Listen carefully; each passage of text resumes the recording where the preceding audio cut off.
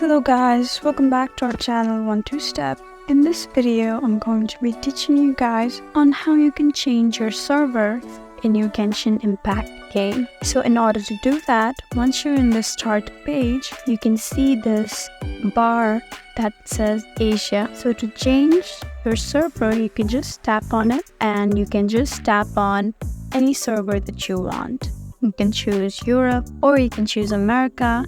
It says here that your data will not be shared across servers. So if you have a saved game in, let's say, Asia, then if you choose to change your server and play in America, then you would have to restart the whole game. So guys, that's how you change your server in your Genshin Impact. If you found this video helpful, please leave us a like and drop us a comment down below.